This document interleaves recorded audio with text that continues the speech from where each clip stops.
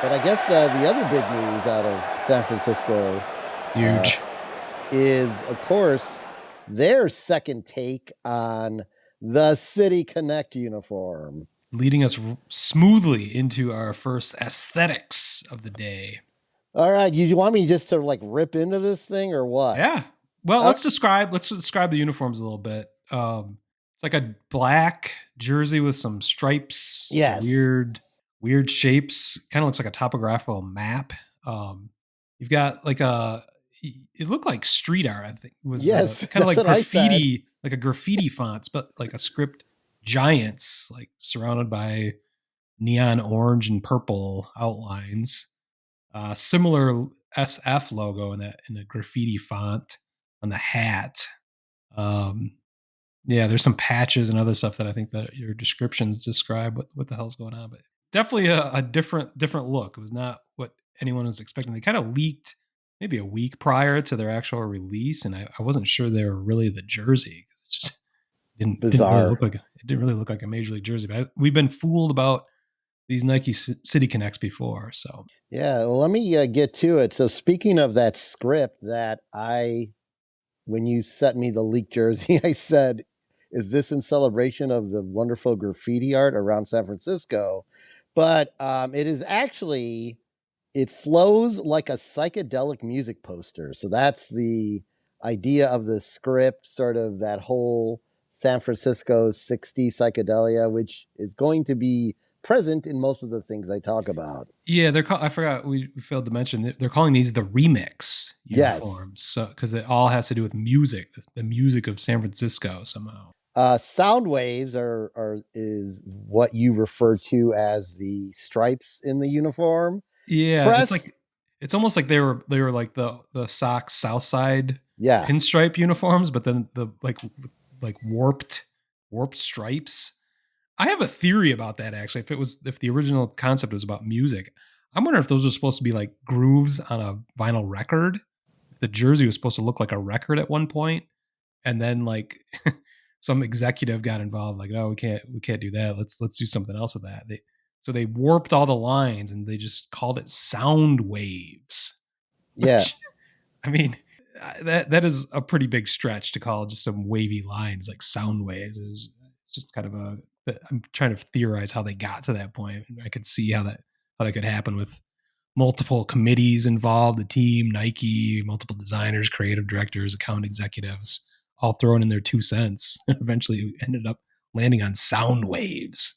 yeah. I don't know if you actually read this, but it's pressed like grooves on vinyl. To your point, flowing with the city's pulse. That's the full explanation. Okay, so they kind of combine sound waves and vinyl grooves. Yeah. So Well, there there you you go. go. Yeah. The logo on the cap, the headliner, as they say, San Oh, Francisco's signature, remixed and framed in our gradient accent. So hmm. whatever. Then they talk about gradient accents: orange and violet, crossfade, vibrant and fluid. Sure. Oh, did they?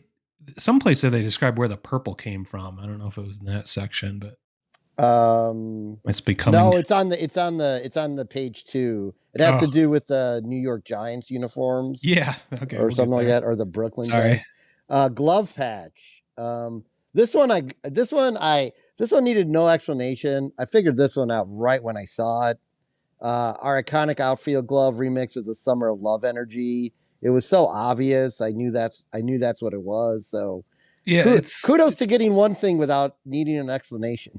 what does it actually say? I don't remember what it is. I know it's the baseball glove, and then it spells out kind of like a Woodstock logo. It spells out a bunch of. It says San Francisco Giants and then established 1958. Okay. And 1958's like in the center, like a baseball. Yeah. It's actually kind of cool. Look at it. That on its own, I think would be, and they may have it. I haven't looked. T-shirt. A cool T-shirt. I think Yeah, I'm that'd be a sure they really do. cool T-shirt. Sure, they can get that for you. Yeah, That's the sleeve patch, yeah, it's a correct? sleeve patch. Yes. Okay. And then where is this located? There's the music icons, 9 music genres that shape the Bay, sampled across the jock tag and the cap interior.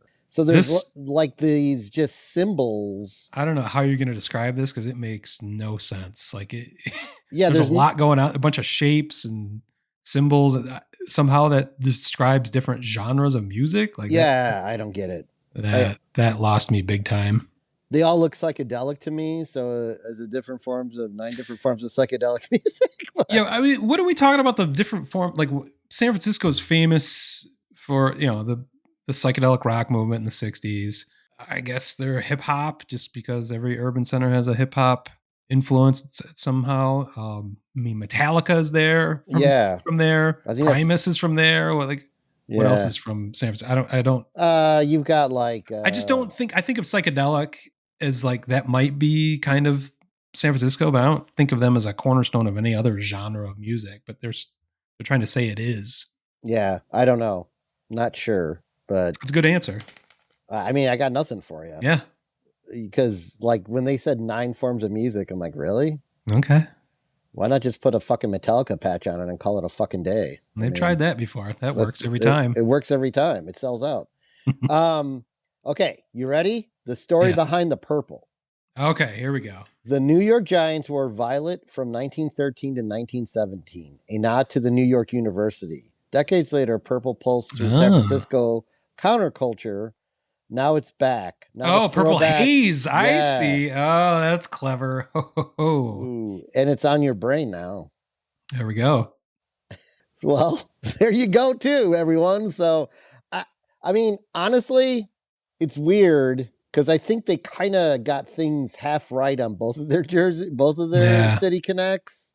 I don't think either one has been like a home run by any stretch.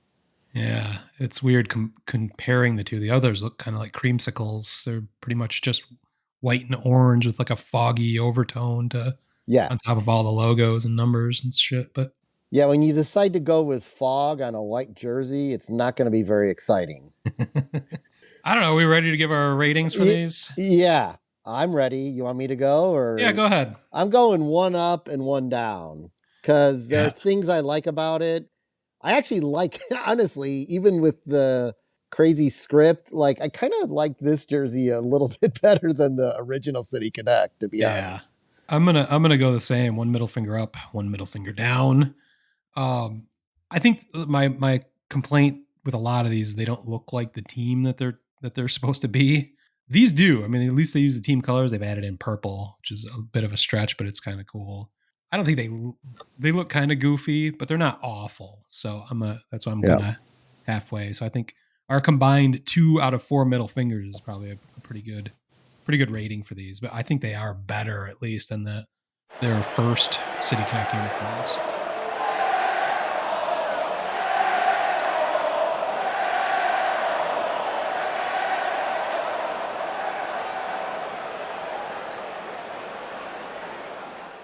Word Hole Media.